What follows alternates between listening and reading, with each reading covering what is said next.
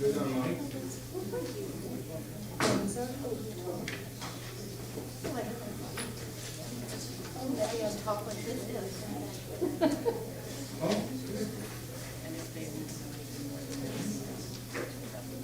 Yeah, I'm happy to help out.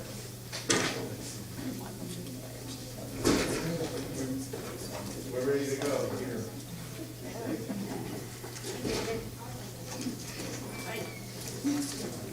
Okay, you go ahead and count out. 5, 4, 3, 2, 1. Good morning. This is, or good evening. This is the Nevada Unified School District general meeting for August 17th. It is 6 o'clock. We're moving into open session.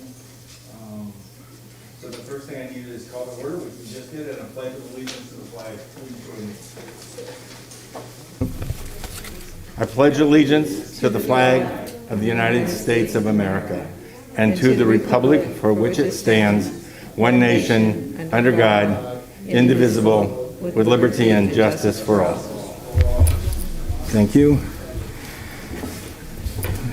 Diane, Trustee Gaston, could you report our closed session actions for the public record?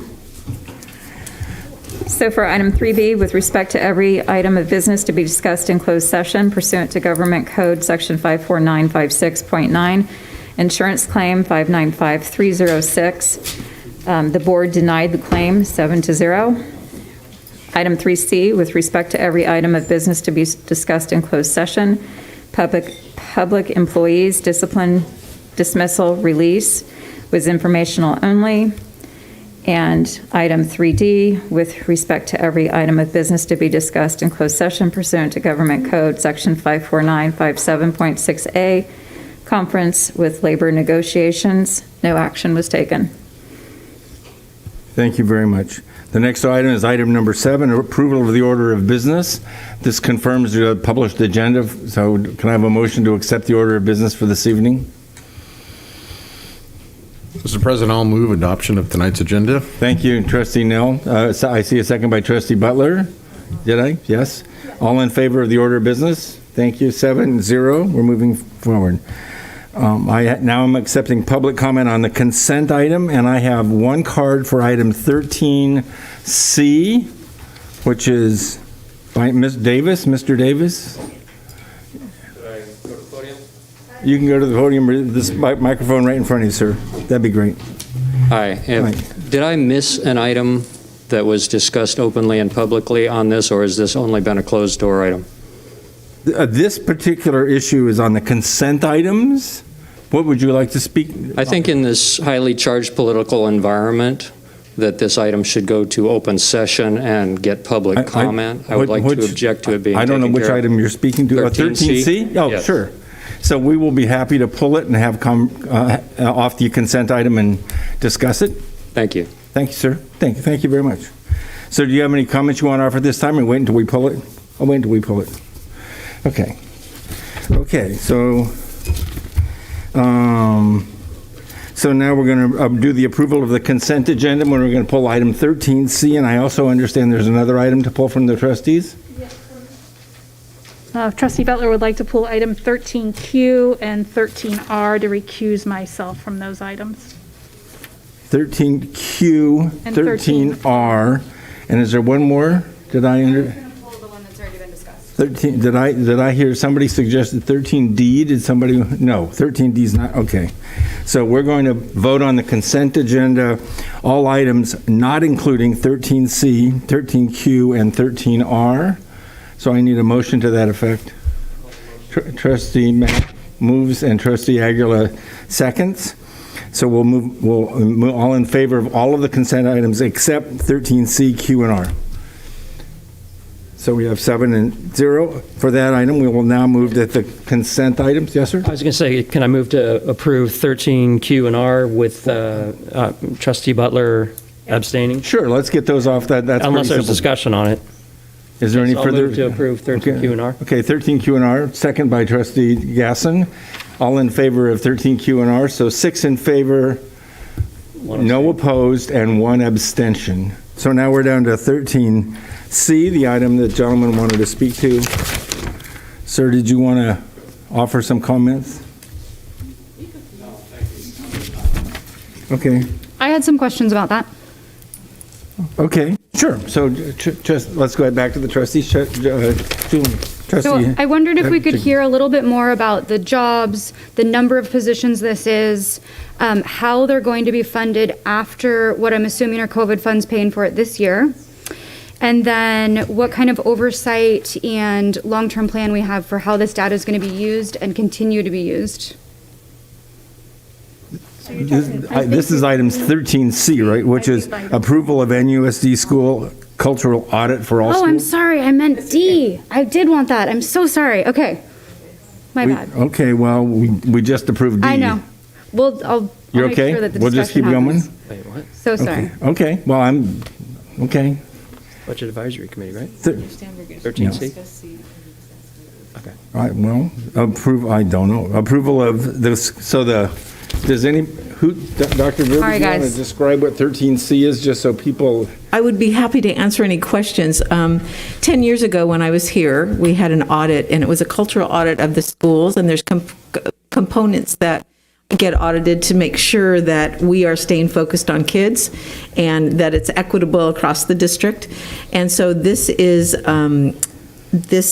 what we're trying to do again and do a comparison. And it's professional development for each of our schools after the audits are done. And then there will be support to do action plans around the audits. So that's what it's about. So, but I'm happy to answer any questions, and I can show you some data that we got from the last 10 years ago when we did it when I was here. Could you put that on the website, because I'd like to do my own research. You would like to, what would you like? well, it's on as an agenda item, there's details. Yeah, it's- In the board packet that's much more than this one-liner. No, I didn't say skirt, that's your words. I'm not sure that, we're happy to put any public information out that we put out the last time because the board was given it. And fortunately, Debbie keeps everything from 10 years ago, so we have some of that data. But really what's important is what we're going to get next. And I think that's the most important data, and that will all be on the website, and there will be a board presentation in October for it. So I hope that you'll be here to ask questions, because it's really broad-based. It's not just single focus, and I think the presenter is the same presenter that was here 10 years ago, and he's an exceptional person and a professional. If it was that exceptional, you wouldn't be the lowest in the nation. For what? For what? Excuse me, this is not a dialogue. You've asked the questions. This is a meeting of the Board of Trustees. You did not. So we will, what I'd like to do is bring this back to the board. Dr. Derby has offered to meet with this gentleman. And what's coming forward will be the results of the survey that's going on, the audit. Yeah, but. And there'll be yeah, opportunity for that conversation. Absolutely. Yes, what I would like to see happen is it be moved out of a consent item to a single line item on the agenda. We just did has that. been. That's what we just pulled for you. We just did, We're so. happy to have a conversation. Thank you, sir. Yeah. Thank you, sir. Okay, so with that, are any other questions from trustees? I'm bringing it back to the board table. Any other questions from trustees? With that, I'll accept the motion to move 13C so we can move forward on the cultural audit. Mr. President, I'll move item 13C. Thank you, trustee Nelm. Trustee Jacobs, second. So with that, this is a decision to actually conduct the audit, so we'll have data coming forward that will be public. All in favor? 7 trustees in favor, none opposed. Thank you, sir, for pulling the item where the study will go forward. Thanks. We just did. That, yes. So instead of doing it as a consent item, you just ad hoc had the individual item right now, and I don't have a chance to give you my input? I asked you 4 times if you wanted to speak, and you did not. So yes, we did. So when we're done with this item, we're moving to the next item. You need to make it clear that I don't have an opportunity to speak on that at all. I wanted to be able to speak on it at a later date on a different agenda item. Yes, you will be able to. Yeah, that's correct. At a later date, when it comes back to the board. We just did. You watched us vote. To be able to make public comment before you voted. We just did. I just asked you if you wanted it, and you chose not to. I think what, I had a chance to research it. I think what, My intent was to go home and research it so I could speak to it intelligently. I think that the misunderstanding, if I'm understanding what he's saying, I think he thought that by pulling it off the consent, it would be brought to a different meeting date, not just brought to the topic to be discussed. And so unfortunately, when we pull it, then it is, consent is usually just approval without any conversation. We pulled it for that conversation, for the opportunity. It happens at the same meeting. So we will have a study, and there'll be opportunity to participate in the discussion of that study. So there's opportunities coming forward to participate. Thank you. I was misguided. I thought it would be moved to another meeting, and I would have a chance to do my own research at home in my own time. Next time, I'll be more prepared. Thank you. Okay, thank you, sir. And I look forward to your research. Thank you. Okay, so we're done with consent items for this evening.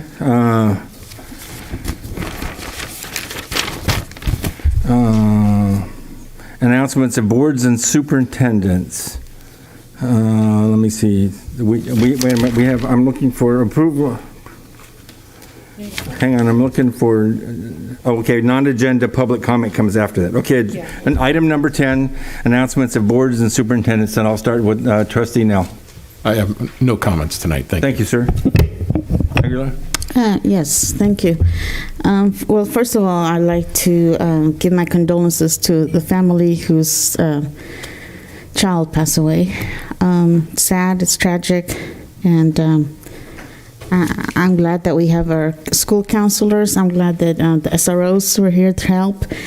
I'm glad that staff was available, and so thank you, Superintendent, for making sure that the family's needs were met. And we can never replace the lives. Excuse me, could you stop interrupting the meeting, please?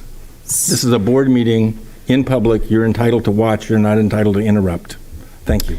Then the second thing, I attended a special education meeting, and lots of work to be done. We're moving forward, and I thank our director for all her efforts.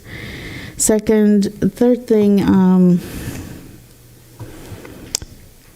the farmers market that's going on Tuesdays, including board meeting nights. But the board gets to attend and help volunteer, so that the community gets an opportunity to come to us and speak. And so I'd like to thanks for having that booth and for helping out to those that have volunteered. And there's one other thing, but I can't remember. But thank you. Thank you.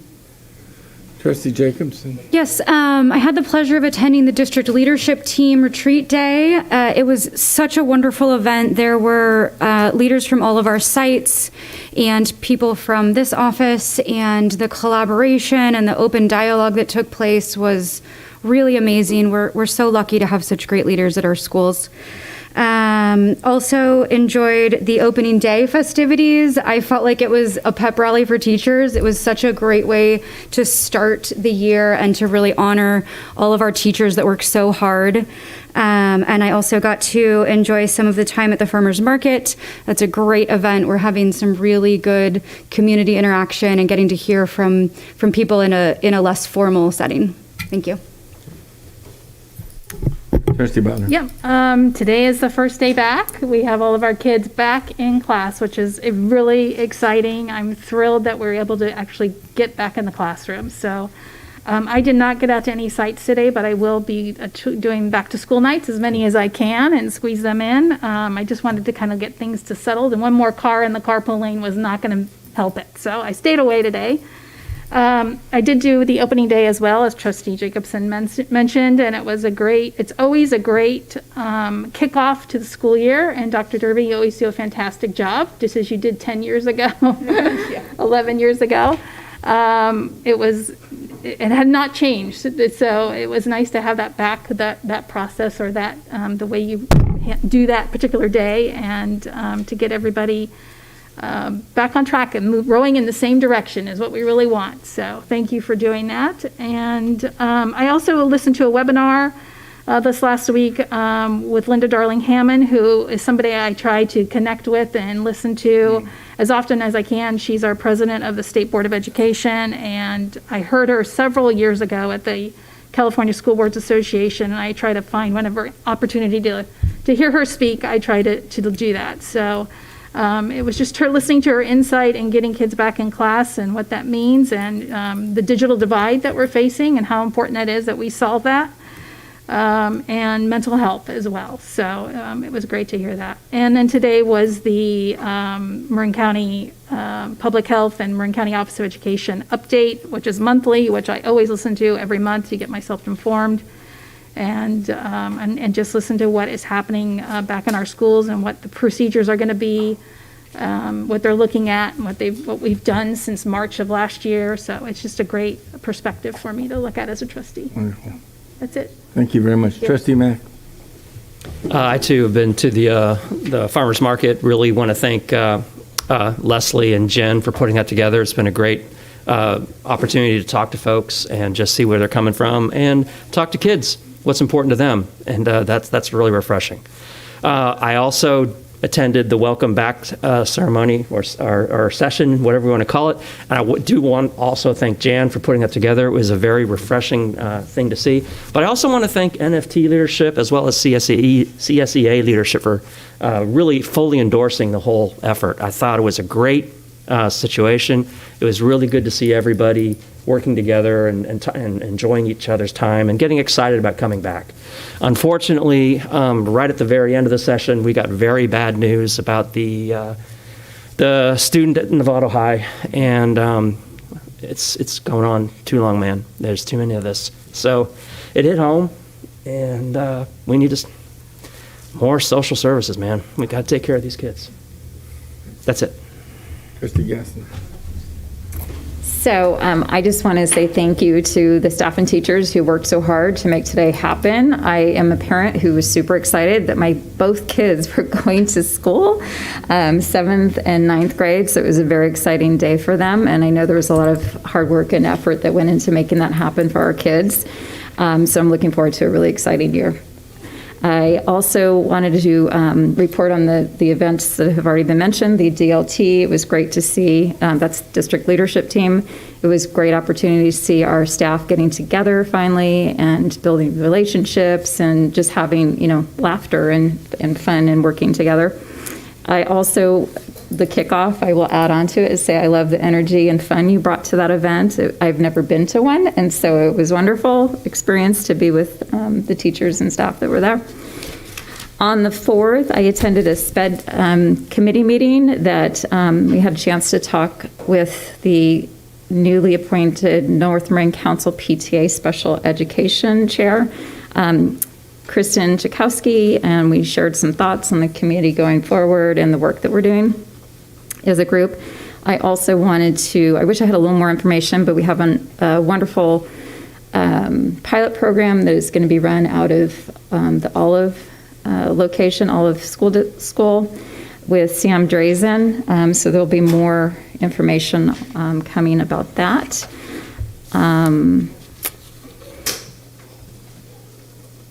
I have the information. If anybody would like to know about Sam and the program that he has, there's a presentation that was done May 13th that's on the NUSD website under the special education section. And then finally, I also watched the webinar today with Marin County Office of Ed and Marin County Public Health. It was very helpful and informative with respect to what exactly is happening right now for our kids in schools and in the community.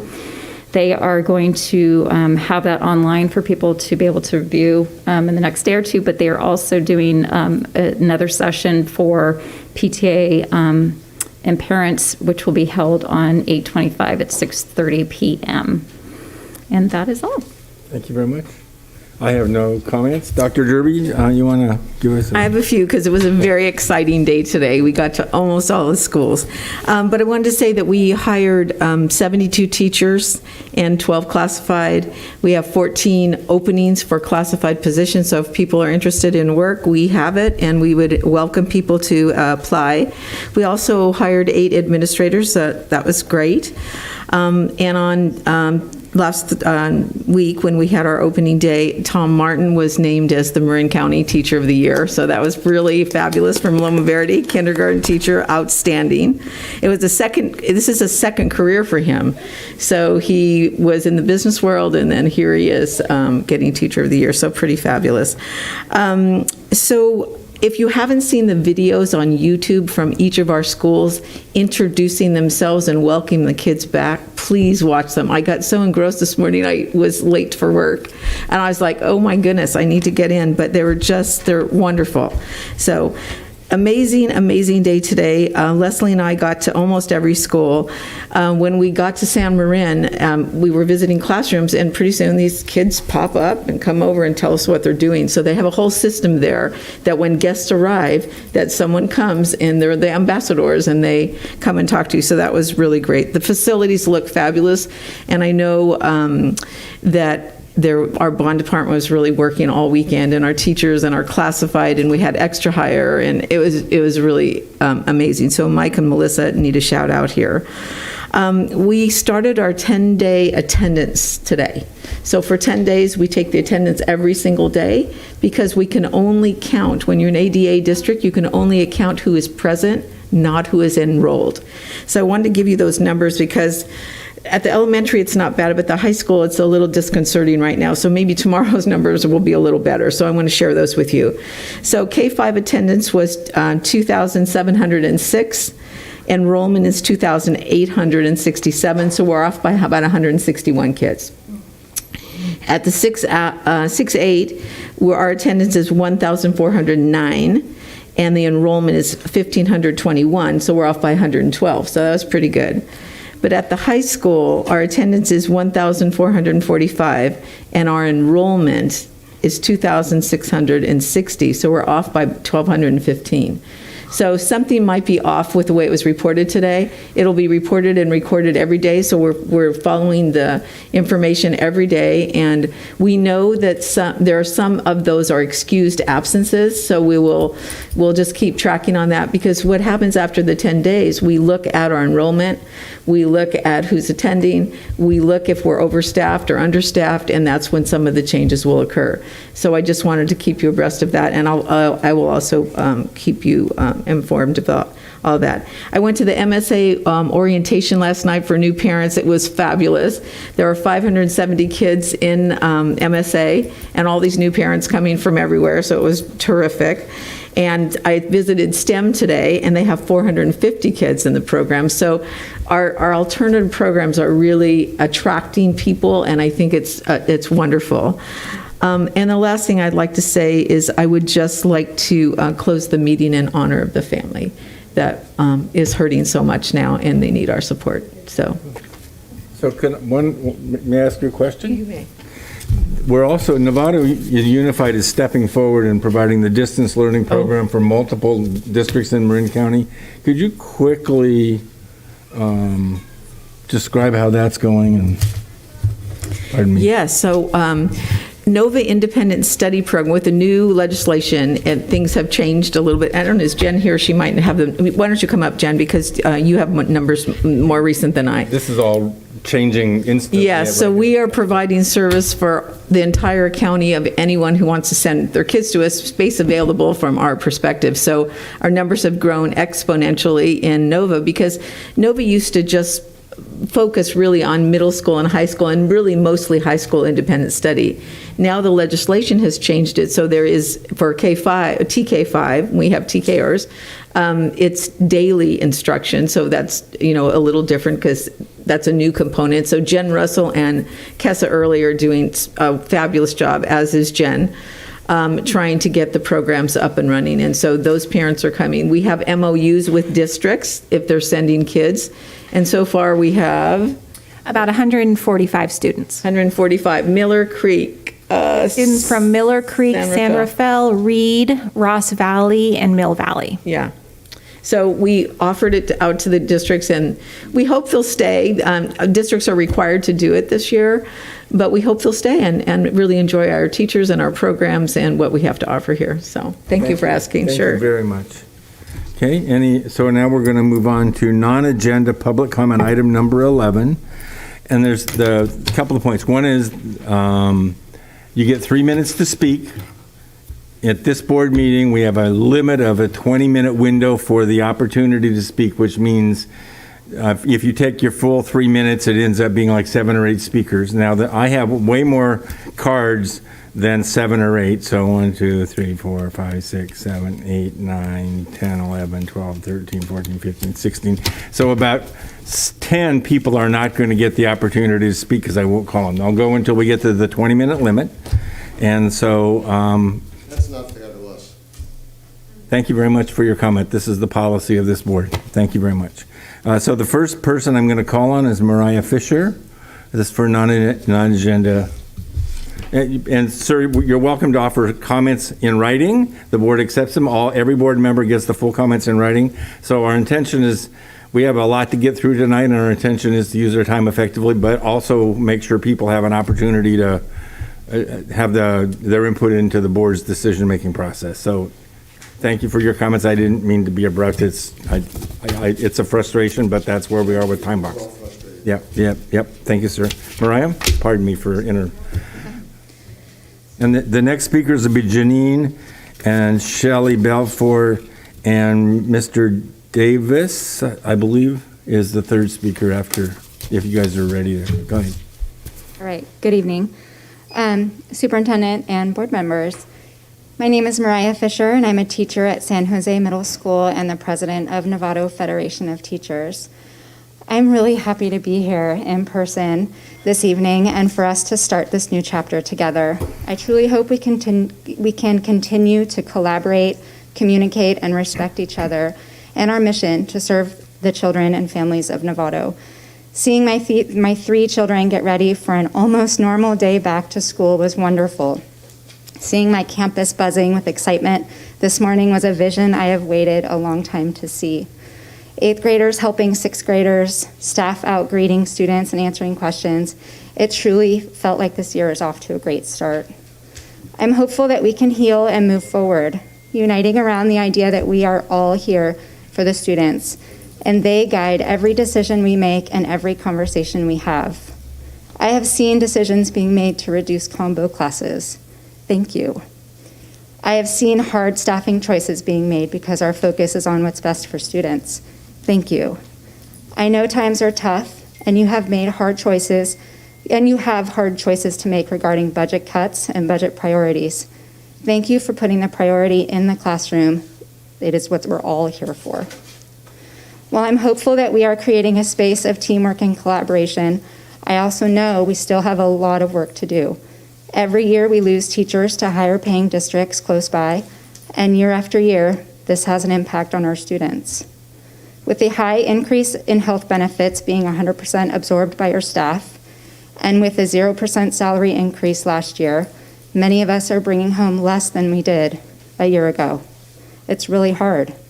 It is hard to stay in Novato when we know we can travel 7 miles south and provide more for our own families.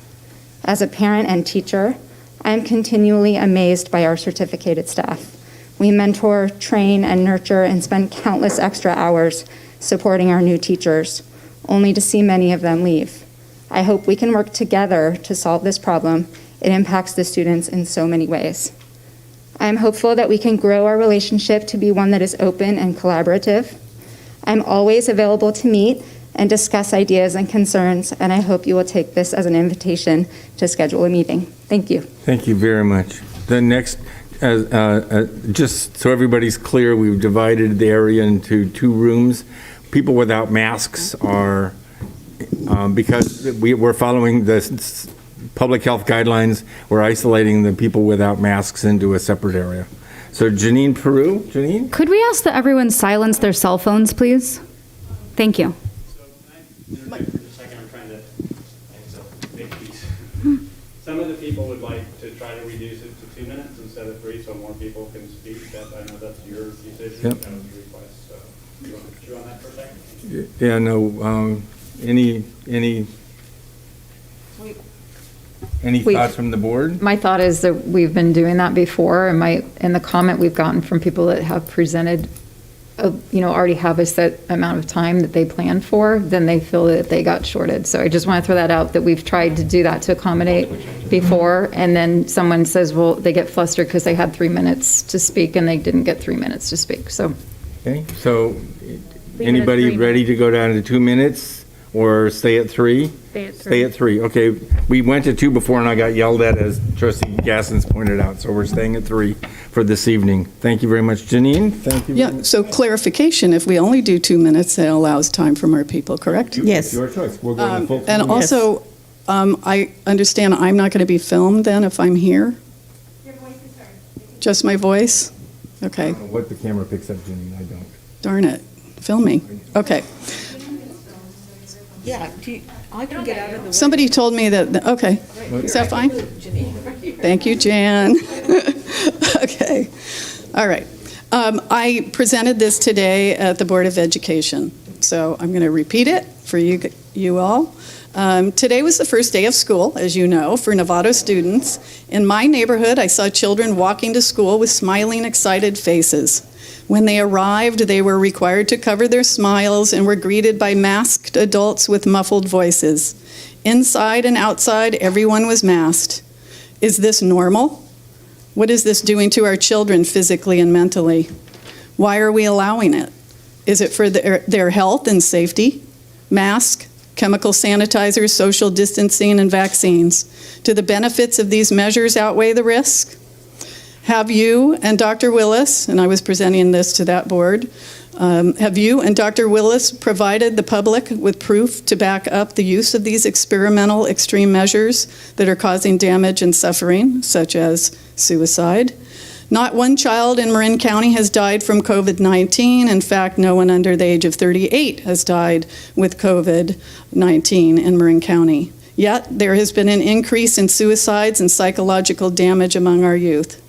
I attribute this to the guidance of Dr. Matt Willis and the acquiescence of the Marin County Board of Education and our Marin County Board of Supervisors, which I presented to a different speech this morning at their board meeting.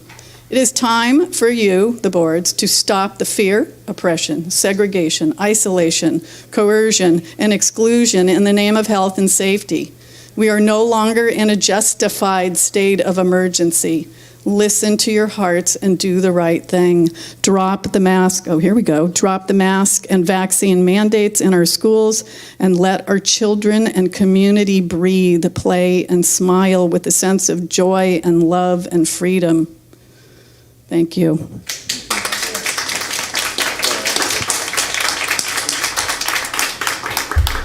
The next speaker is Shelley Belfort. I'm sorry if I mangle your name. Thank you. I have a problem with the mask. I also don't like teachers and people that our tax pay for telling our kids how to live their lives.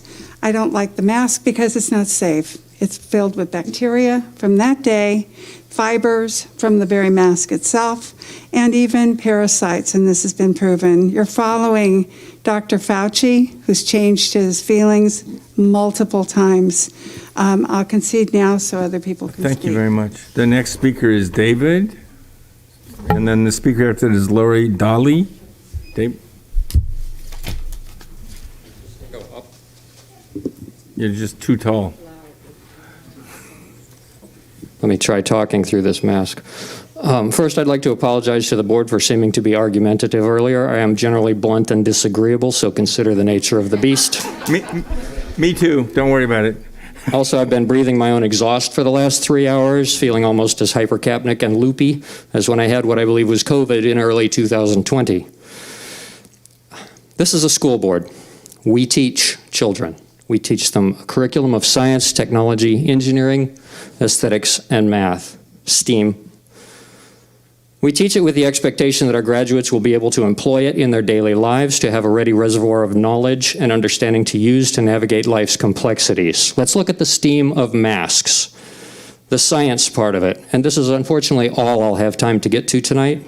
The science studying masks against virus extends back over 100 years. The gold standard of science is the double-blind, randomized, placebo-controlled study. Guess what one cannot find on the CDC or NIH websites or their document troves? That's right, there's no double-blind, randomized, placebo-controlled study or anything like it. There are literature reviews that conclude that the prior works are inconclusive, and also conclude that someone really should do such a study. We were never going to prevent people from getting SARS-CoV-2. Once it came to America's shores, the die had been cast. The CDC objective to flatten the curve was intended to prevent the overwhelm of the medical establishment while the infection spread through the population. If your administrative objective is to prevent the transmission of coronavirus, then you're working contrary to the CDC's stated aims. To date, there are 29 million cases of coronavirus on the CDC website, but there are 69.7 million infections in the seroprevalence estimate at the CDC website. That means that for every 10 who seek testing, either because of illness or because they want to visit Granny, there are 15 more people who had the infection and never knew it. This is a disease with a greater than 99.8% survival rate among all people, including those with comorbidities. According to the CDC, you are going to get SARS-CoV-2, period. 21% of us already have. 27% of school-aged minors, aged 0 to 17, already have. And that is a good thing, because kids typically suffer only mild symptoms. From such exposure, infected people develop a robust and durable immunity lasting at least 15 years if the history of SARS-CoV-1 data is a reliable indicator. And providing immune response to not just the spike protein that the mRNA vaccines code for, but also for the 3 other principal viral proteins that make up the SARS-CoV-2 virus. Thank you, sir. We're going to make sure everybody gets a chance. The next speaker is Lori Dolly. Thank you very much. And the speaker after that is Madeline Swanson. Thank you, Madeline. Lori? Yes, thank you. Thank you. Oh, gosh. Good afternoon. I'm the mother of 3 teens and a former pharmaceutical employee. Yes. As much as my boys hate wearing a mask for 6 hours a day, they were too scared to come and address you. They were never scared like this prior to COVID measures. And I mean the measures, not COVID. They know that they have no risk of COVID with a 99.95% survival rate. The environment created by the school district has been oppressive, it's been stressful, and downright damaging to our children. They have lost the spark of life, many of them. This goes against everything that we want for our children and their future. It's a travesty. And we as adults should be thoroughly assessing our actions. I'm here today because I know that masking our children is wrong, and there are more than 200 studies that prove that.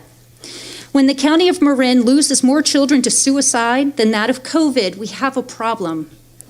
Dr. Willis's data shows not one child under the age of 18 has died of COVID in Marin, and that is long-known data that children have no risk. A proficient health officer and school board should be looking at all of the community data and changing the course of action to address the root cause of the problem, always putting our children first.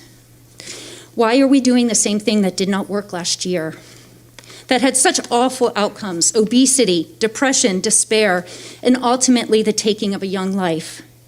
Of the nearly 2,000 international studies published on PubMed, the children and COVID transmission, there are none that are reported with certainty contaminated one another, a child or adult. Why are we pushing unproven methods that induce fear? Our youth are being submitted to a great abuse under the pretext of protecting a few at the end of their life's journey. This goes against nature itself. Please show us the safety data that you have that masking children for 6 hours a day is safe. And please consider your actions. Madeline? The speaker after Madeline is Thief. I think you're back here. I choose to speak without my mask. Okay, thank you. Hang on, we'll bring the microphone to you. Thank you. Thank you very much. My name is Melanie Swanson, and I'm here as a resident of the city of Novato. I want to make very clear for the record, I am not an anti-vaxxer. I am a pro-medical choice person. There are people here, many of my friends and neighbors, some of whom you can see and some who you cannot because they are behind a mask. These are individuals who are Republicans, who are Democrats, who are independents, and people who have no interest in politics. But they have all come together tonight for this special moment in time to ask the indulgence of this board so that you understand how deeply worried we are for our children because you have put a mask on them and you have mandated the vaccine for children who have very little chance of contracting COVID, and if they do, they recover. They recover very quickly. We have had only about 200 people in Marin County who have come down with COVID. I would like to ask the board to please use common sense. These children are not developing. They are having social problems because they are communicating behind a mask. They cannot learn social cues. They don't understand really what's happening to them, and they are miserable with these masks on. Medical mandates are illegal. They violate state and national anti-discrimination and anti-segregation laws. In California, the specific laws prohibiting such discrimination is Civil Code 51B. It is unlawful for any establishment to deny any service to anyone based on religious, medical, or genetic information, sexual orientation, and many other factors and identities. You are breaking the law. We, as parents, as people who are concerned about our children, will sue you. We will begin a class action lawsuit if that's what it takes to keep our children safe from unelected medical bureaucrats who make up rules and change them all the time. We're not going to take it anymore, and this is a notification to you, the board, that we will be behind you, we will be looking at you, we will be examining every decision that you make, and you can count on hearing from us again. So thank you again for your time. Thank you.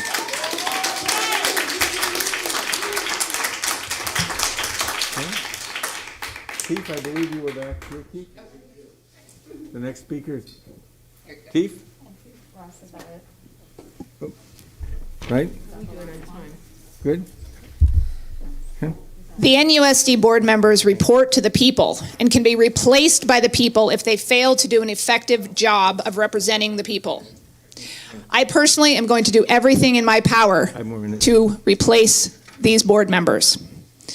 If you listen to pseudoscience and fear tactics promoted by an unelected bureaucrat, Matt Willis in this case, you are not doing your job of vetting the real data. Matt Willis is following political science, not actual science. There is only one single COVID death in the last 2 months in Marin County. That person was completely vaccinated against COVID, and at last count, there had only been 36 total in the last 2 months. I believe we're at 36, under 200 for the entire time of COVID here as far as deaths. More kids died of the flu in the entire 2018-19 season than ever died of COVID in the entire 18 months of COVID. This is in the United States. 336 kids total in the United States of America died of COVID in a longer time frame, and 480 died of the flu in a shorter time frame. More children in Marin County have killed themselves than have died of COVID. Not one single person under the age of 18 has died of COVID in Marin County. This is not a state of emergency. There is no data to support a mask mandate. Masks do not stop a respiratory virus. Masks carry bacteria and are causing children to get sick and are not protecting them. The government should not mandate masks.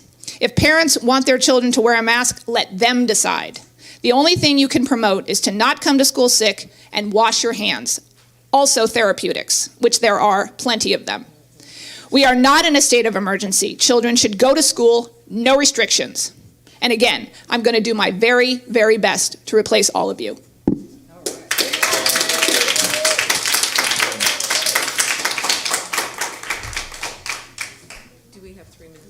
We have 3 minutes left, so we're going to have one more speaker, Chris Campanello. Carpiniello. I'm sorry, sir, for butchering. This man, David. Thank you. You're welcome. Sir, we do not allow you to transfer your time to another person. I will call the next card. If you don't want to speak, I'll be more than the next card. Clayton Smith. For me, right now. Clayton Smith is the next speaker. Come and speak. Would you like to read my? Come and speak. Yeah. Well, I can read but you present it so much better than me. Oh. You Please deserve to read. be here. Please read the item, please. We do not allow people to transfer time, and this time I will allow it, sir. Please take the 3 minutes and make your presentation. Thank you. Continuing with the science, the risks and benefits analysis has not been done on this task. The risks of not masking. If you think you're protecting minors from certain death by protecting them from SARS-CoV-2, you are severely misguided. The statistics have been presented here by numerous others. To date, 457 minors under the age of 18 nationwide have died of COVID-19. And the associated comorbidities required to place a child into the at-risk category for that are well known and extremely rare. This total includes states not masking their children, not hiding at home, in open classrooms, without masks. The risk of not masking to children is minuscule. Any risk to faculty and staff has already been mitigated by installing policies that encourage vaccination among faculty, staff, and all adults. In fact, the entire adult population of Marin County has embraced vaccination at the rate of 92.5%, the highest in the state and likely among the top 10 in the nation. So prevalent is the vaccine uptake in this county that it is safe to say that any other risk that unmasked school children might present to third-party relatives has already been mitigated. Your Mask the Children policy is not protecting anyone in school or at home. The risks of masking is that there is ample evidence that masking children presents real and present risks to their physical well-being, their social development, their psychological status. Youth suicide has skyrocketed. Absenteeism and truancy have skyrocketed. Little kids don't get visual cues to language and emotion that they need in order to develop language skills and empathy. The military well knows that masks reduce empathy among adults by over 40%. It can only be worse for kids. Numerous studies point to a collection of pathophysiologies that collectively are known as mask-induced exhaustion syndrome, including decreased blood oxygen saturation, increased blood CO2, increased heart and respiratory rates, such as I'm experiencing right now, headache, dizziness, drowsiness, impaired skin barrier function with acne, itching, and skin lesions. Other risks include reinfection by self-infection and any number of viral, fungal, and bacterial infectious agents, many of which themselves are communicable and potentially lethal diseases. I haven't the time to name the list. The benefits of masking. One might think that with 19 months of mask mandates for this pandemic, a robust randomized double-blind study of mask efficacy would be undertaken. It has not. There is no documented benefit of masking, except among healthcare workers in hospital environments, where the N95 mask was shown to protect uninfected healthcare workers from receiving infection. Sir, we're at the limit of our time. Thank you. Thank you very much.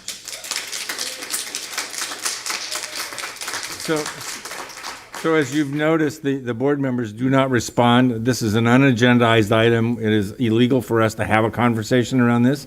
If it gets agendized at the future, we will have that conversation at that point in time.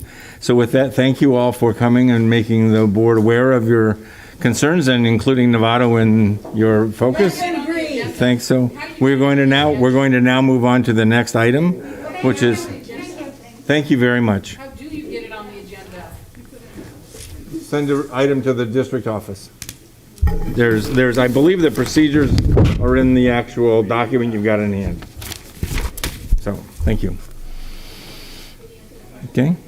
Yeah, no, read the agenda document. I believe the procedures are right there. Thank you. Okay, we're moving on to item 12A, and Lois Standering, how exciting. And I believe we have a revised document in front of us, which is pink? Nope. Yellow. It looks like this. Well, they're not excluded from the meeting. They get to, they're not excluded. Yeah.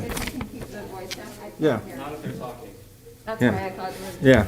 If you're staying, you're welcome to, but I can't hear with the voice behind me. Yes. So, Lois, one moment.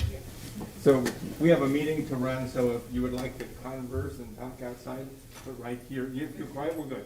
We'd love to have you.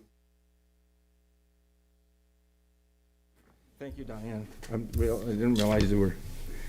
Okay, Lois. Okay, so I've come in on the tail end of this. You all have a much longer history with this process, but I'm happy to announce I believe we are at the end of this process, and we have in front of you a document that represents a long history of negotiations between the San Marin Coalition and the Board of Trustees for Novato Unified, and I will entertain any questions. The revised copy that you have on that shows red lines come from some comments from a couple of the board members after we issued the revised document for the agenda.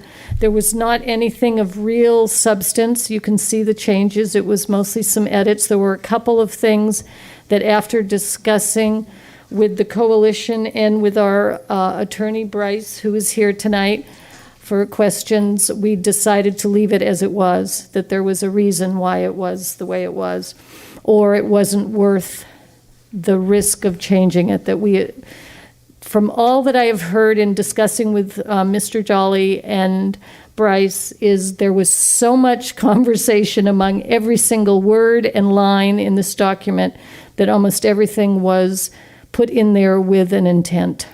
So it was important to preserve that for the negotiation of both sides and the mutual agreement. Okay. Questions? Trustee Mack, please. I'm just going to cut to the chase. I move to approve this because it's been way too long. I've asked way too many questions. Okay, so that's what I'm trying to do, is make sure I'm clear about the items before us. Item A. You have a policy. Yes. Because this is you always have a policy that summarizes your administrative regulations. So the policy, we mimicked what was previously in Novato's, as well as looking at a couple of other districts, and put together a summary of what we think the intent of this policy is. And then the ARs are, of course, the detail behind it. This one with more detail than most administrative regulations have. So you are approving both the board policy and the ARs. So the written document says the superintendent and staff recommend approval of the 2 new board policies and administrative regulations in the 7000 series BPAR 7325 San Marin School Lights and Public Systems. Is that what you're moving? I only see one board policy in the agenda and one AR. That's correct. 7325? Yeah. So I'm moving to approve Board Policy 7325, as well as Administrative Regulation 7325. Okay? That is correct. That is correct. Okay. Do I have a second to that motion? Second by Trustee Nell. Is there discussion? We have some conversation. Trustee Aguilar, and then Trustee Gaston has some comments. Trustee Aguilar first. Yeah, I'd love to vote in favor of this. I just have a question, though, regarding so this is a draft, but if we finalize it today, then it'll be, this would be the final, okay. Correct. I would like a little more transparency for the community, where it says on the AR, on page 3, and thank you for numbering the pages, the time of the year, so we got the month. We can add the time, or at least an approximate time, so they know, so it's on record of when the lights will be on, or, if it's going to be in the morning, in the evening. So just a little more information for the community and for us. Yes, Dr. Derby. The only thing I would say, Maria, this is a permanent board policy, so if we put the dates in for this year, then you just have to keep changing them all the time. So that's but there will be a schedule that we can provide and post on the website and for our community so that they can see exactly what the times are for this school year. And then we'll have something for the spring and then ongoing that way. Okay, and that's fine with me. And so would that information be available to the community at the beginning of the school year? Yes. Okay, great. Thank you. Other comments, or Trustee Gaston, you asked to speak. I did, and it was on a list that I know that you received, Lois, but I do still think on item number, I had it on page, it's still on page 6, item number 11, the third bullet. Page 6. I'm just concerned that it says the PA system may be used for events, however, a PA system and speakers are typically used on the field. It's my understanding we're not allowed to do, like boom, there's another section that says we're not allowed to do that, except for cheerleading. Let me find it. So there is a section on page 4. I want us to be as, we want to follow this as much as we can. I don't want there to be any confusion when we say one thing. And so the way I'm reading it, on page 11, the third bullet, it says. Page 11? It's page 6, section 11. Pardon me? The third bullet. Page 6, section 11, third bullet. Yeah. So it says, a system can be, its speakers are typically used on the field, but in another section, it says we will not be using anything portable. Bryce, does that section ring any bells for you? There's just the exception of the 2 items. The other section is on, at least on the other document. Let's get one. Well, it's the matching Oh, is it? part. Oh, okay. So the section was page 4, item 7. We, for example, and I'd have to read through it and find it, but we did, for example, retain some flexibility to use other systems for graduation, et cetera. So when this says typically, that's what it means, but there are a couple of exceptions where a different sound system may actually be used on the field. And I think it is powder puff and graduations. Right. Right, yeah. So the two fit together that way. So I guess my question would be then, so under number, again, I'm not trying to change anything, but I just want to make sure that when typically my experience is when you have a question about a contract, you go to that section, and if we go to that section and it says, no, we're not supposed to use a portable device except for these, the other side of it should be on there as well. So I do understand, and it's a detailed document. What I'll say about this is the same way that we do the law of contracts is the whole, it has to be read as a whole. There's no part that you pull out and look by itself. So where we say that generally the PA system is going to be used, but they're, typically, but there may be some other use, then we look elsewhere for the guidance. And elsewhere in the ARs, there's a pretty comprehensive scheme for when the PA can be used and for what purposes it can be used. And then we have a couple of exceptions for on the field at the stadium, the use of different sound systems for a couple of different kinds of events where the PA may just not lend itself without overly long cables, et cetera.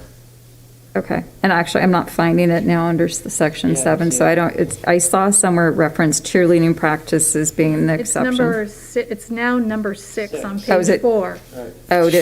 We lost a. PA system. No, yeah. Boxes. Thank you, For Debbie. athletic events and practices, but it does say for athletic events and practices, so. And the other thing talks about other events such as graduation, so there is that difference. Yeah, which goes to my other point, because I'm a neat freak or detailed oriented, is that it talks, the section for 6 is athletic events and practices, but then we have graduation and other stuff. Anyway, all right. So are you trying to get clarification, or you're proposing? As long as we're under legal advice that will follow, I just don't want to see that, I felt like we said we weren't going to have a portable, but we have this exception. And so there's one section, in my opinion, as a regular person reading this, not an attorney, that it's inconsistent. But if we're good, then I'm good. I get you. What I would suggest, in the way that it has to be read, is there's another general rule, which is the specific controls over the general. So we have this general sort of a safety valve that allows us to use a different system for a couple of kinds of events. Otherwise, the much more specific provisions controlling the use of the PA and the times that sound can be used, and even, for example, covering the use of the sound system at Gary Gates Field for softball games. So all those specifics control, and only if there was room could any other provision, a general provision, apply. And so we have a provision that simply says, here's our typical use, however, and then we have a couple of other specific, you can do a different sound system on the field for these couple of other events. So that's why it does. It's a spider's web, and it does have to all fit together. Trustee Gassner, did you get your questions answered? Yeah, I mean, he's being recorded, that's what. Oh, I'm on record. Okay, and other questions from trustees? Trustee Not Butler? a question, but a comment. So, our checklist through this whole process. We're now at the point where we're bringing this back and approving it again. Next steps is getting the people, the staff, to follow through on this policy and training and all of that. There's a lot more to this than just, Yes. you've approved this. So, it's the principal, the vice principal, the athletic director, everybody on the same page when we have a game and these lights are on. Yep. That we are following this policy. That is my worry, is next. That's my next worry. Well, and I will tell you, to help allay that fear a bit, is Mike Jolly and myself have developed a relationship, and I know he has a good relationship with Mark Sims, and the conversation so far is very open, and we're all committing to being open to each other with conversation and whatever needs come up. Right. So at this point, it looks Yeah, positive. no, yeah, that sounds great. Just like to add, Deb, that I will be reviewing, I meet with the principals, the APs, and the ADs. Yeah. And I'll be reviewing all of this with them because they're all going to be participating in the implementation. So they're anxiously waiting for this, and I think everyone's eager to have a real partnership. And I want to echo what Lois has just said. Mike Jolly's been fabulous. Great. And called and helped us out with so many things. So I think we're on the right track. You use the word partnership, and that's what we have to Yeah, do. absolutely. Okay, thank you. I have a question. And I don't know who this goes to. If we approve this tonight, which we're considering, what are the next steps? Do we go back to the court? Do we go, when can we turn the lights on for the first time? What are our, talk us through the next, whatever that is, So the next step is, we had the bullet points, and there have been other steps taken in parallel. Musco is scheduled to work on modifications to the system, so everything's working. We don't in know tandem. any of that, so don't assume. And so I can assure you that, so Lois took those steps, so everything's going along. So legally, the next step is this. I will be talking tomorrow. I talked to him today, and we're going to follow up tomorrow, me and Mr. Graff, who's attorney for the opposing party. We're going to work on the stipulated judgment that we will then present to the court. And when two parties stipulate to a judgment, it is an exceedingly rare animal that the court has a question about it. And in fact, in this case, the comments from the judge all along have been, why can't you guys work this out? So now we've worked it out. What's the timeline on those events that you just described? We're going to start on it tomorrow. We have to draft it, and we've both got to make sure that it says what it's supposed to say. We submit it to the court. What I'll offer is this. I know there's a game coming up quickly. I'm still looking for dates. You're dancing. If we were to submit it to the court sometime next week, then it's entirely up to the court when he wants to put on his calendar. I'll tell you this, what we've done previously for a couple of special events is we filed a mutual stipulation where we said, let's have relief from the stay for the district to have these couple of events, and the court simply sends it back to us signed. It may be that we submit it sometime next week and the court sends it back to us signed a week or two later. Or the court could set a hearing it'll be up to them. Meanwhile, what I'll offer is, because there may be a game that comes up before that's finally in place, what I would suggest is we've developed a track record now where we could simply submit, again, the temporary, well, let's agree to a relief from the stay so we can hold the event. And so we'll cover that if need be in the meantime, but I would anticipate a week or so to have something in. Thank you for the answer. Thank you very much. Certainly. Other questions? If not, I'm ready for a motion. We already have a motion on the floor. Trustee Mack made the motion. I believe Trustee Nell was the second. So I think we're down to, and I have no public comment on this item, so all in favor? I have seven, good, Debbie, quick, 7 trustees. Don't want to be in favor, none opposed. None opposed.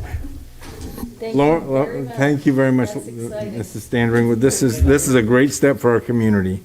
The next item, Dr. Derby, could you, it's adoption of resolution monthly awareness month. Jen is on our way up here. Ellen and Jen developed this really good idea, and that's what you have before you tonight.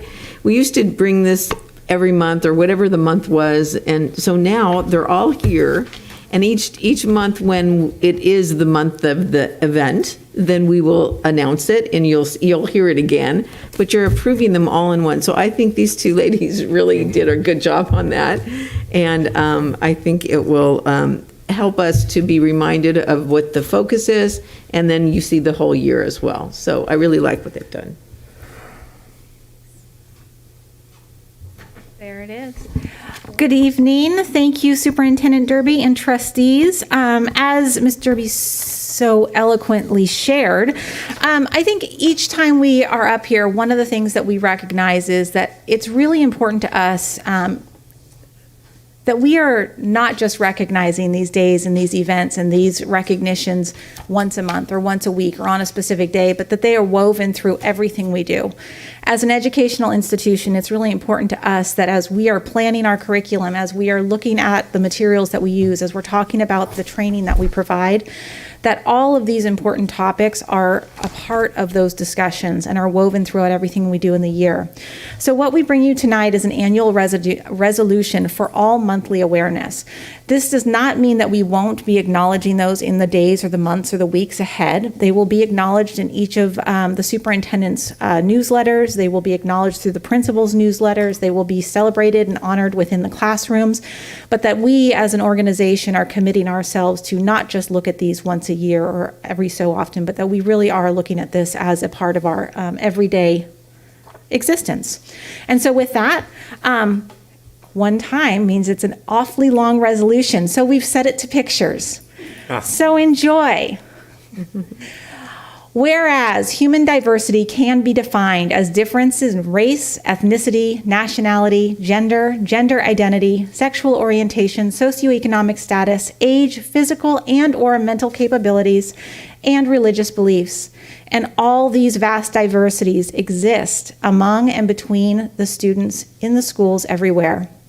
And whereas in mental health and wellness of students is of paramount importance in order to support their academic achievement and safe decision making. And whereas there are months dedicated to celebrating different ethnic heritages and acknowledging the need for mental wellness supports, NUSD is, however, committed to acknowledging and celebrating our differences all school year long. And whereas California has one of the largest and most diverse student populations in the nation, ethnic minorities account for over 51% of our, 71% of the student population, with more than 90 languages spoken in public schools. The Nevada Unified School District is representative of these diverse demographics that make our state great. And we have a commitment to serving all students, as well as staff from all backgrounds, driven by our mission to engage, inspire, and empower all students in a rapidly changing world to realize their life goals. And whereas the diverse student population of the Nevada Unified School District is one of its greatest assets and closely reflects the diverse population of California, as 40.3% of its students are Latinx, 7.9% are Asian, 2.31% African American, 1.6% are Filipino, 0.76% are American Indian or Alaska Native, and 0.25% Pacific Islander, 42.2% are white, and 3.7% represent 2 or more races. And whereas the Nevada Unified School District recognizes that when educational organizations are committed to enhancing diversity, equity, and inclusion, student learning and outcomes improve. Students benefit from seeing themselves mirrored in the front of their classroom, in administration, curriculum, in community events and holiday celebrations. It is about making our students as well as our staff visible and embraced in our district. Not only does increasing diversity, equity, and inclusion give our students more opportunities to visualize a successful future, it also exposes them to more ideas, information, and cultures, all of which are necessary to thrive in a diversifying global economy. Whereas the Nevada Unified School District acknowledges its responsibility to provide for the physical and emotional safety of all of its students. And whereas Nevada Unified School District is committed to providing excellent professional and educational opportunities to all staff and students, embracing all backgrounds such as race, gender, ethnicity, national origin, income, sexual orientation, or ability, and it's guided by the core values of student learning, positive interdependence, quality performance, inclusivity, integrity, and respect. Sorry, I moved off of these. Whereas the Nevada Unified School District recognizes the need and importance for culturally relevant training and ongoing professional development of educators, administrators, and staff in regards to diversity, equity, inclusion, and belonging, as well as race, ethnicity, class, privilege, implicit bias, and systems of oppression, and physical and mental capabilities. And whereas the Nevada Unified School District recognizes the need and importance for all culturally relevant instruction and curriculum for students in regards to diversity, equity, inclusion, and belonging, as well as race, ethnicity, class, privilege, implicit bias, and systems of oppression and mental capabilities. And whereas the Nevada Unified School District recognizes the urgency and importance of providing training to all adults on not only recognizing when our students are in crisis, but how to connect with students to appropriate supports. Now, therefore, it be resolved that the Nevada Unified School District is committed to fostering attitudes, behaviors, practices, and knowledge that promotes and habituates diversity, inclusion, and equity in our district and school, as well as fostering physical and emotional safety for all students. Be it further resolved that the Nevada Unified School District's commitment to diversity, inclusion, equity, and wellness will be reflected in the organization at all levels, in district culture, in behavior and actions of individual staff, and in the ways curriculum is developed and delivered in order to reach and serve our students. Be it further resolved that the Nevada Unified School District schools are encouraged to celebrate the district's racial and ethnic diversity among students, staff, and administrators, and honor their tireless contributions to advancing diversity, equity, and inclusion, and anti-racist work that results in student success. Be it further resolved that the Nevada Unified School District has prioritized mental health and social emotional learning, as well as the provision of safe learning environments for each and every student. Be it further resolved that the Nevada Unified School District declares its annual support of diversity, equity, inclusion, belonging, and mental health and wellness of students and staff, acknowledges recognition months throughout the school year, September through June, which include but are not limited to those in your board agenda. Be it further resolved that the Nevada Unified School District encourages school sites to showcase and amplify the role of students and staff dedicated to equity, mental health, and wellness, to give agency to those voices and perspectives, to nurture a collective understanding and appreciation for its district's rich diversity. As of now, I ask your approval for our resolution for monthly awareness, and I apologize that our slides did not keep up with my speech. It's just too fast. Trustee Aguilar. Okay, I love this resolution. It's just wonderful. I like this way more than our other, anti-hate resolution that we've had. This is not pointing fingers at anybody. It's clear.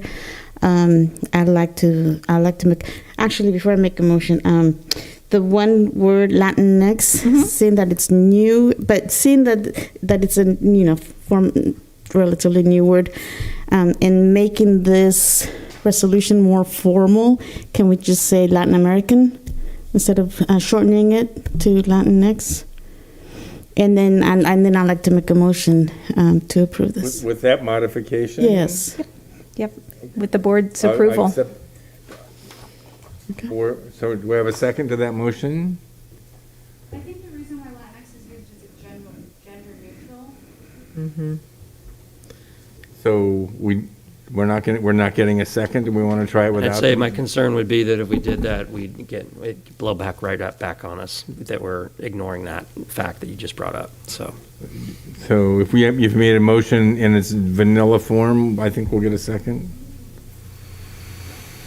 Trustee Aguilar?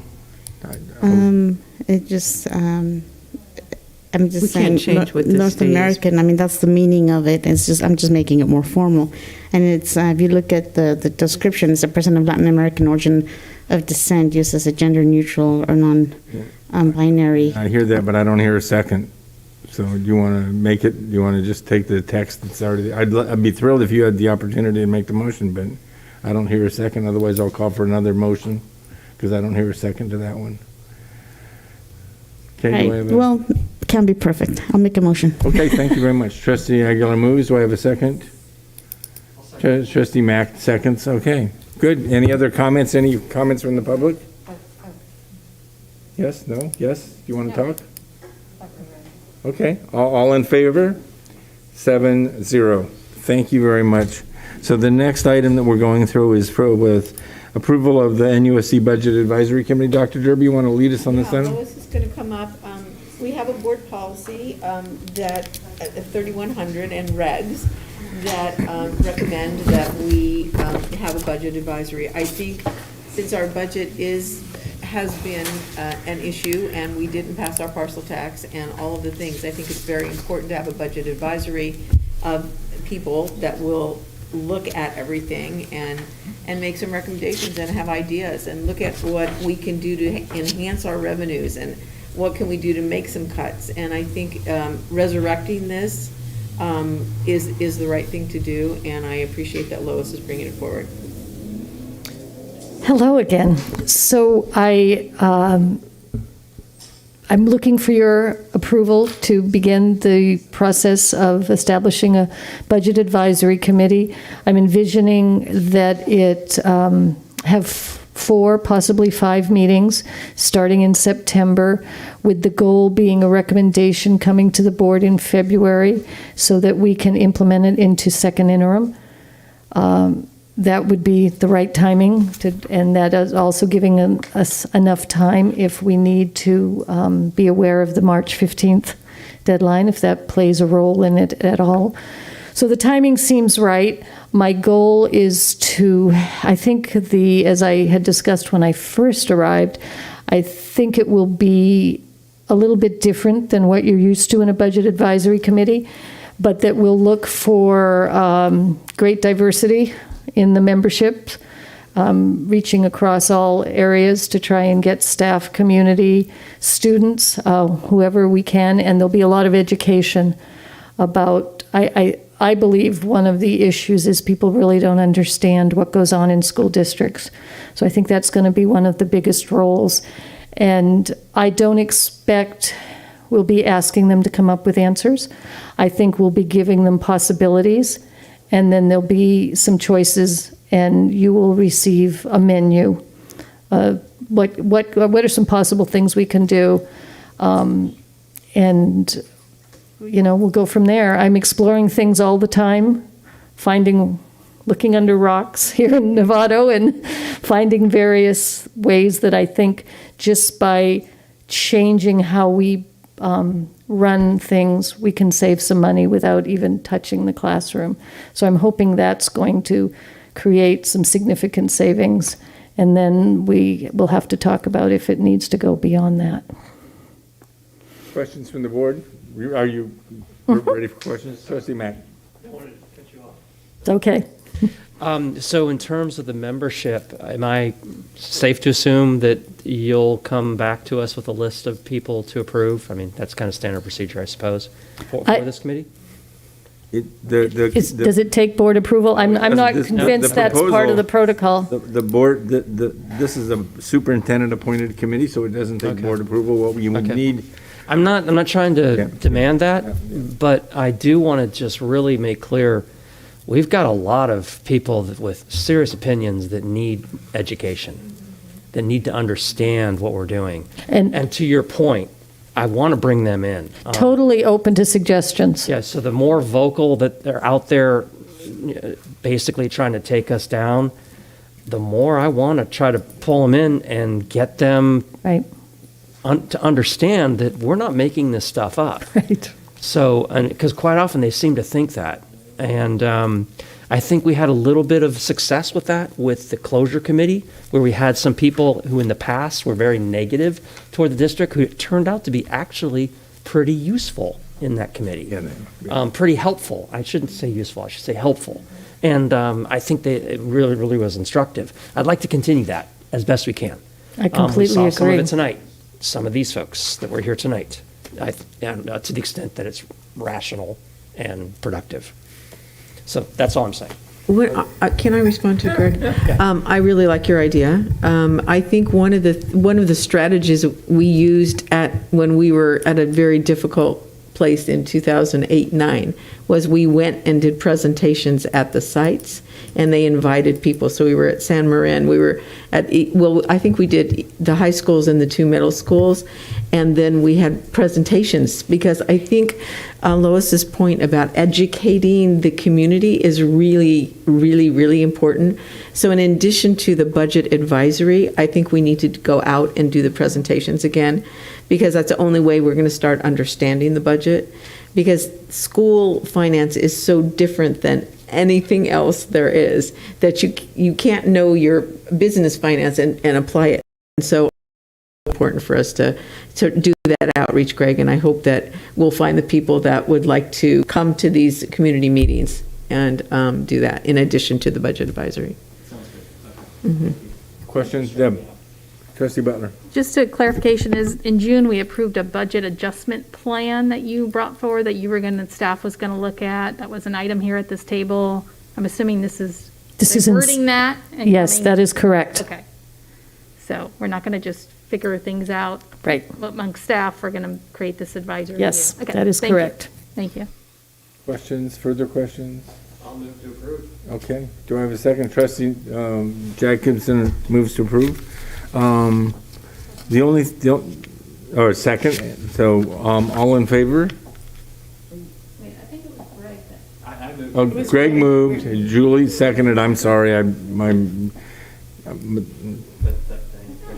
I don't. I thought you said all in favor. Oh, all in favor. Okay, you can just stick your hand in there and I'll tell you what you're voting. That's great. Okay, so now we have a committee. And so this is the superintendent or designee may appoint a budget advisory committee composed of, so this is a superintendent convened committee, not, so. Thank you. Okay, thank you very, you don't get to leave, I don't think. I think I do. Oh, hang on. Oh, I guess so. Diane? Yeah. The next item is a discussion of board and committee assignments, and Trustee Gasson is going to lead us on this item. Trustee Gasson. Okay, so I checked in with those of you I did not hear from. We have in front of us the draft of the current assignments for each of these different categories of committees. So right now, before we get to we have the Budget Advisory Committee. Before we get onto that, let's talk about the other items that you're assigned to. Are there any requests for change or anything that you would like to participate in? Other changes from the current assignments? From the current, correct. Trustee Aguilar, you're running it.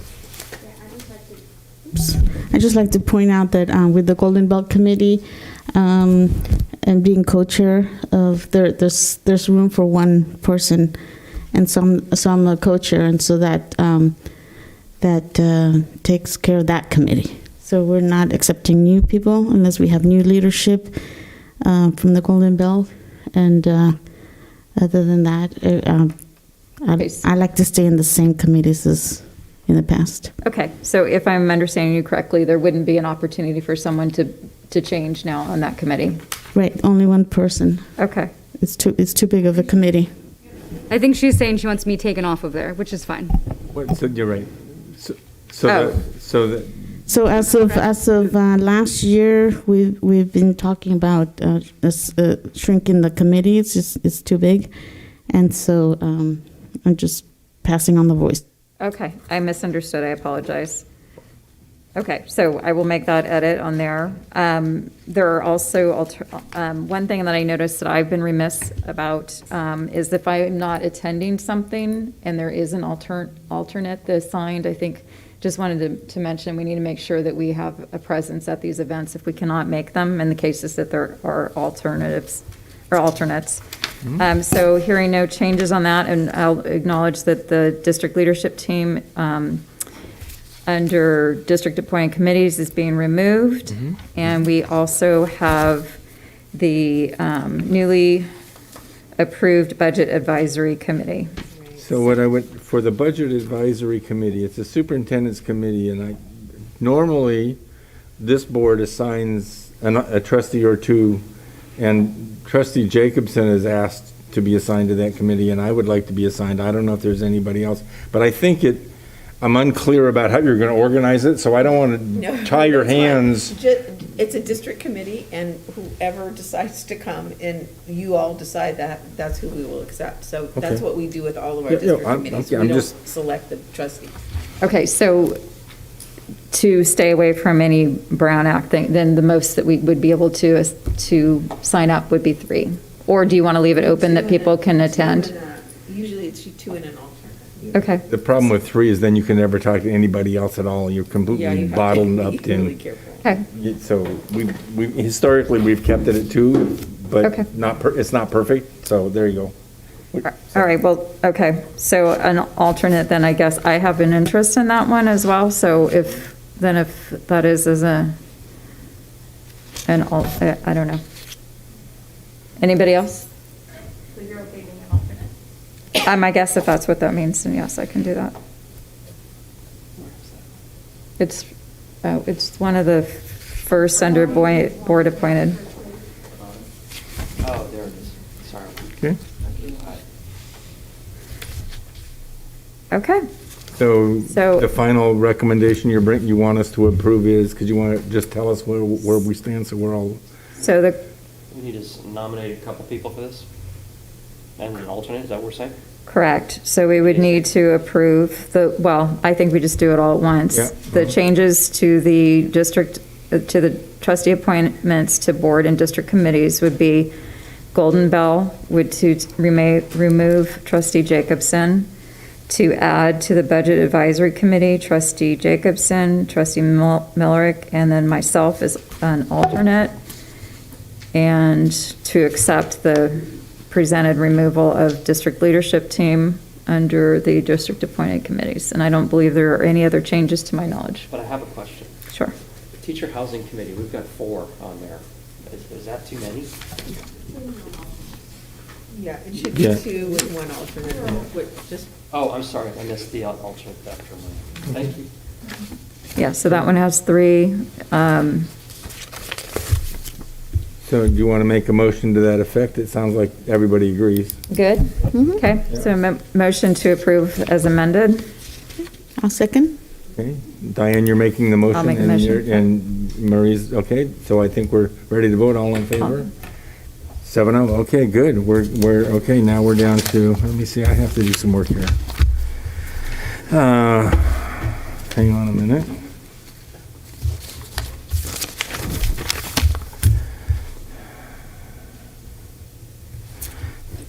So the first item that we have to consider is the appointment of the superintendent for the Nevada Unified School District, item 12E. And I'm leading this item. So to approve the appointment of Jan Latorre Derby as the superintendent of the Nevada Unified School District on June 22nd, 2021, the Board of Trustees has accepted the resignation of former NUSD Superintendent Dr. Koska, effective June 30, 2021. The recommendation is the board president recommends the appointment of Jan Latour Derby as the superintendent of NUSD for a term of August 1, 2021 to June 30, 2022. Any public comment on this item? Hearing no public comment. So moved. Yeah, you bet. Okay, good. So moved by Trustee Butler, seconded by Trustee Gasson. All in favor? 7-0. So that's that item. Now we have one more item to cover. You bet. Hey, hang on. I got too many pieces of paper in front of me, and I got this mask on, and I can't see them all. Hang on. I think they're maybe just stuck together. That's probably, approval. The second item is the discussion and approval of the superintendent's employment agreement. And this item is to obtain the board approval of the superintendent's employment agreement. The board will consider and act upon a recommendation to appoint Jan Latour Derby as the superintendent. The employment agreement between Dr. Derby and the district is for a term of August 1 through June 30, 2022. The board president will orally report the provisions in the agreement for compensation and fringe benefits. The fringe benefits include vision, dental, and exclusion of medical coverage. The compensation is consistent with Dr. Derby's experience, including 8 years as Novato superintendent from 2003 to 2011 and 3 years as superintendent in neighboring districts. The compensation of other superintendents in the area with similar experience and salary of the previous superintendent. The actual text that I need to read to all of us is as follows. The Brown Act requires the board to report a summary of the recommended salary and fringe benefits contained in the agreement. The superintendent employment agreement has a term of 1 year, 2021-2022.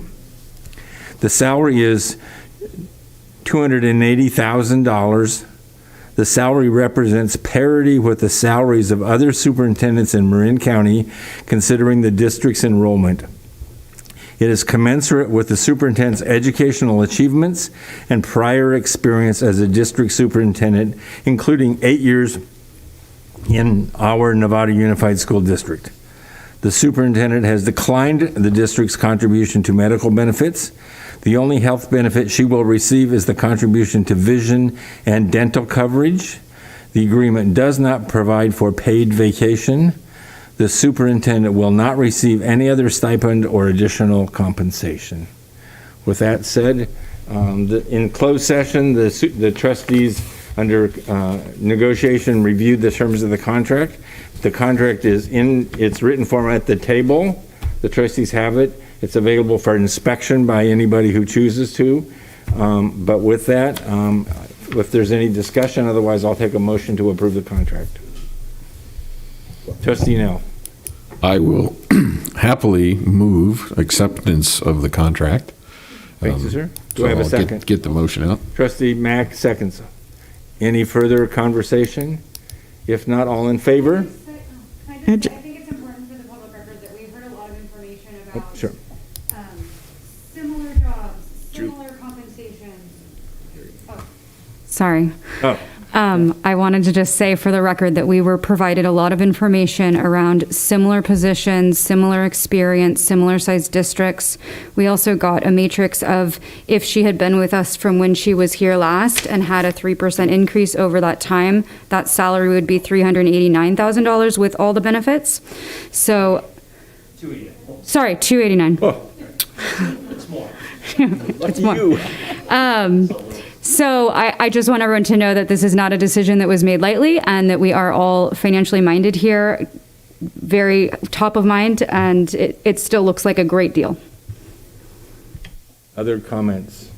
I'll just say, Jan, thank you for coming at this time. It's been, as you can see tonight, a very tumultuous time. We really look forward to your steady hand and your experience with this community, not just as a superintendent, but with the people of this community and all of the teachers and staff. So I really look forward to it, and it started already last week when you had the opening day. So thank you very much.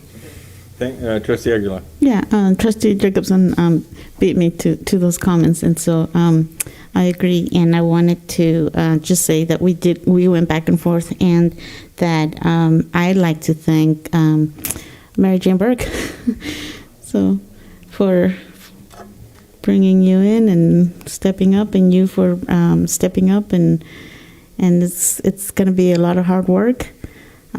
Largest district in Marin, but we trust that you have the experience, and we know that you can get through this for us. Thank you. Other comments before we vote? Trustee Nell. I would like an opportunity to express gratitude for Superintendent Derby coming out of retirement to work with the Nevada Unified School District during this time.